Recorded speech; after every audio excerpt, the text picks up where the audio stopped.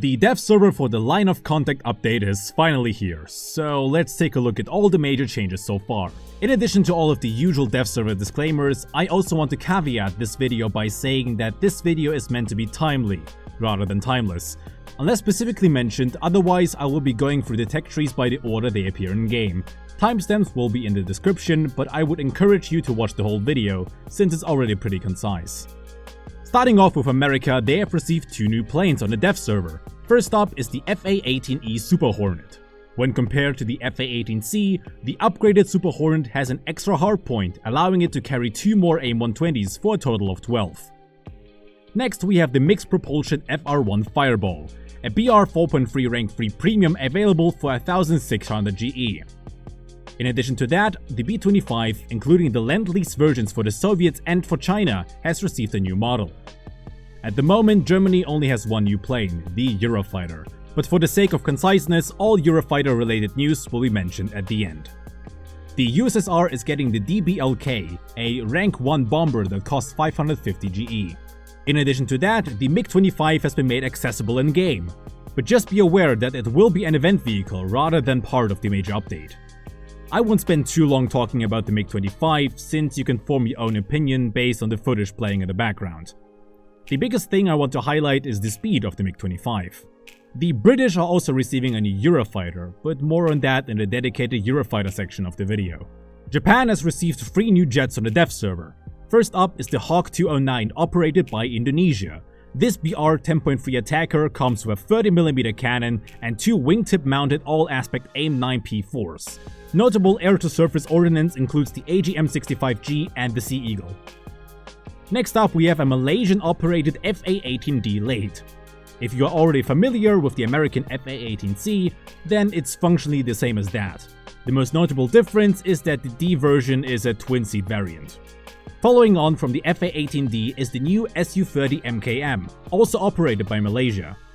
As we already have similar variants of the Su-30 in-game, I'm going to just show a screenshot of the possible loadouts in order to keep the things concise. But what are your thoughts on the Japanese tech tree getting the Su-30? China is getting a new top-tier fighter, the J-10C. It has access to the same types of missiles as the J-10A, namely the PL-8B and the PL-12. Although, unlike its predecessor, it is capable of carrying 2 extra PL-12s under its fuselage, for a maximum of 8 missiles. In addition to this, it also comes with quite a few upgrades, including a more powerful engine, a new AESA radar, and access to a new targeting pod. It has been confirmed by Tom in the dev stream that the PL-15 will not be coming this current major update. Here's a clip. PL-15 planned, not right now, probably for the future. I wouldn't expect, it's not going to come in this update. Italy is also one of the nations getting the new AESA-equipped Eurofighter, but hang on just a bit longer, it's almost time to talk about them. France gets the Rafale M. It's basically a carrier-capable version of the Rafale C, and at the moment it doesn't have any new weapons.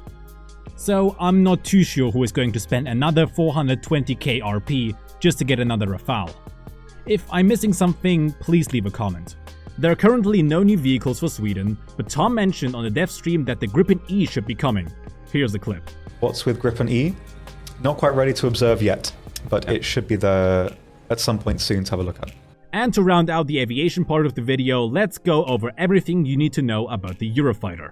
First, let's start with the existing Eurofighters, or more specifically the German Eurofighter 2000, British Typhoon FGR-4, and Italian F-2000A. All 3 of them will be getting access to the double AIM-120 pylons, which means you will now be able to carry 8 AIM-120s at the same time. As for the new Eurofighters, all 3 of them are equipped with the new Captor E AESA radar. That and access to double pylons for AIM-120 are basically the only noteworthy changes. I'll leave some dev server footage of the new Eurofighter up so you can get a rough idea of how it performs. And now let's talk about my personal favorite part of the update. The new ground vehicles. Starting off the American ground lineup is the M10 Booker, a light tank at BR 10.7. It has the M35 105mm cannon, a completed variant of the one found on the experimental XM8. However, the main difference is that it can fire both the M833 and M900 APF SDS rounds that can pen up to 522mm. Playstyle-wise, the 2 light tanks basically play the same: scout, fire, hide, repeat. Next up is the National Advanced Surface-to-Air Missile System, or short NASAMS-3, at 12.7. Your target acquisition and designation system is a Mercedes G-Wagon light tactical vehicle, except that the in-game version is an actual G-Wagon. With that, you'll be cruising at 130 km an hour to find the perfect spot to deploy 2 launchers that can fire either the AIM-120C7, the AIM-9X Block 2, or AMRAAM ERs. Germany is getting the Jaguar 2 tank destroyer at 9.0. It is very similar to the already present Raketenjagdpanzer 2, except that it gets the TOW 2 ATGM instead of the HOT or the SS-11.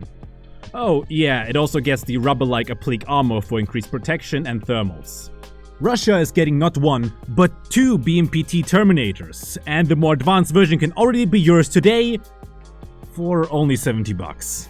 The tech tree variant is the original Terminator with 2 stabilized 30mm autocannons from the BMP-2, 4 Attacker ATGM launchers, gunner thermals, and hull armor/mobility from a T-72B3. Just keep in mind that the armor is still unfinished on the dev server. Now, the pack premium variant is the BMP-T-72, and this one has no grenade launchers, reducing the crew size to just 3. It also has additional armor on the rear and sides of the chassis, as well as extra armor on the ATGM launchers, making it less likely for you to be ammo-racked. There's also finally the Tor M1 in the Russian tech tree after 3 years, filling the AA gap between 10.7 and 12.0. Like mentioned in the previous video, the British tech tree welcomes the latest AFV for the army, the General Dynamics Ajax. The Ajax is armed with a 40mm CTC cannon from the EBRC Jaguar with IRC tracking, and can lift that bad boy up to 40 degrees to deal with helicopters and slow aircraft with round about 200 rounds per minute. Tom also mentioned in the dev stream that there will be more Ajax variants coming to War Thunder in the future, so keep an eye out for the Ares or the Athena. This major update, the Japanese tech tree is eating well, because in addition to all of the new jets, they are also getting a BR 6.7 Premium, the Type 61B. It is functionally identical to the tech tree variant, except that it comes with a brand new in-game model. Tom also mentioned that the updated model will eventually make its way to the tech tree Type 61. Here's a clip. Also, this will prelude a redesign of the model for the base Type 61, which will also get a redo and slightly more detail and some refinement as well. Japan is also getting a better AA system, the Type 3 Chusan. It is a 12.7 AA system with 1 TADS and 2 launchers that can detect up to 100 targets and track 12 of those with a range of 50 kilometers. China gets the long-awaited Taiwanese M1A2T, that is essentially an M1A2 ZB3, except that the depleted Uranian armor is replaced by FMS export armor. Funnily enough, that's not the only nerf that is affecting the Abrams. This variant has the Key EW A2 round that has 1mm less penetration than the standard Abrams. Just like with the Type 3, the Chinese HQ-11 was also covered in detail already, so you know the deal. It is another 12.7 AA system with a range of 45 kilometers and can fire the FM3000 SAM. This truck is pretty large, so you'll have to select your position carefully. The HQ-11 is also a solo vehicle, so it plays like the older AAs with radar and launcher combined on the same platform. Italy is getting yet another squadron vehicle, this time in the form of the Freccia OWS-30 with a hit-fist turret. At 10.7, it'll fit nicely along the early Ariete and the original Freccia. It has a 30mm Bushmaster and can also fire the Spike LR-2 Fire and Forget missile. Norway is also strengthening the AA capabilities of the Swedish tech tree with the NASAMS 3 after the LD98.